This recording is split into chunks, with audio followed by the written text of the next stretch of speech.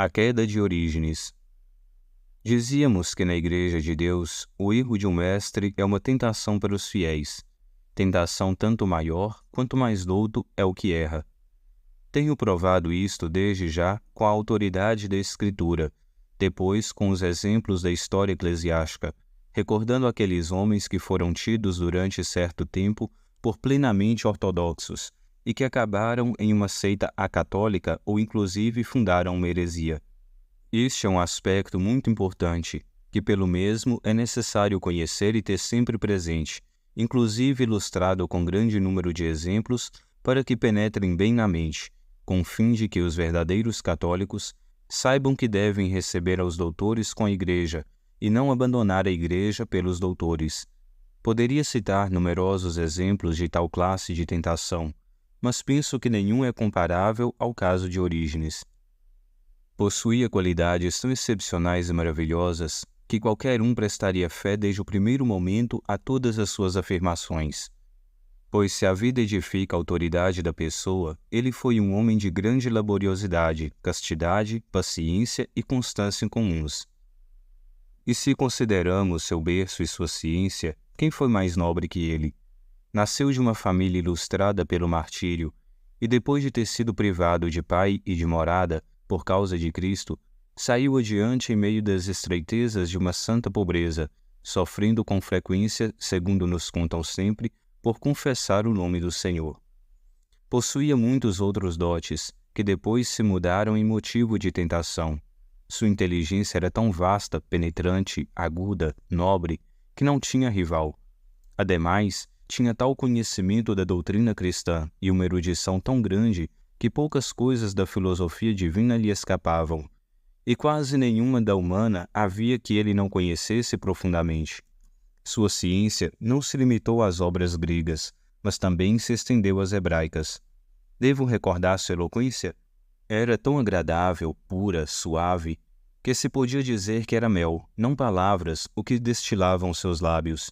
Não havia questão difícil de expor que ele não tornasse límpida com a força de seu raciocínio, nem coisas que pareciam áridas que ele não as tornasse facílimas. Mas não terá talvez construído suas obras e fundamentado suas asserções somente sobre argumentos racionais? Pelo contrário, nunca houve um mestre que tenha utilizado mais que ele a Sagrada Escritura. É possível que tenha escrito pouco.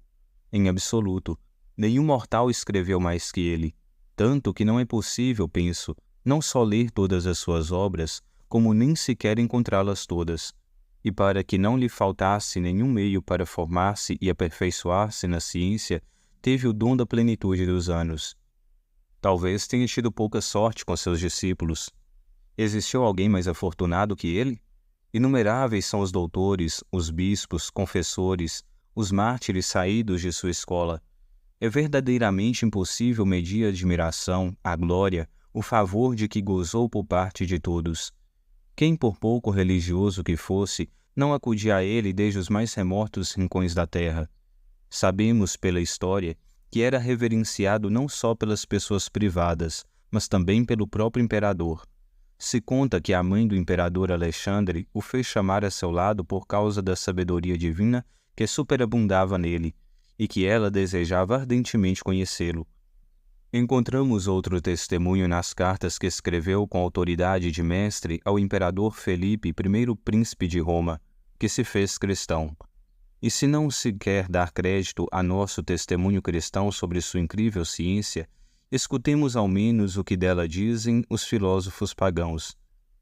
O ímpio Porfírio narra que, sendo ele ainda um menino, foi até Alexandria atraído pela fama de Orígenes, e ali o viu, já muito avançado em idade, mas com tal classe, com tanta grandeza, que parecia que ele havia construído a cidadela de toda a sabedoria.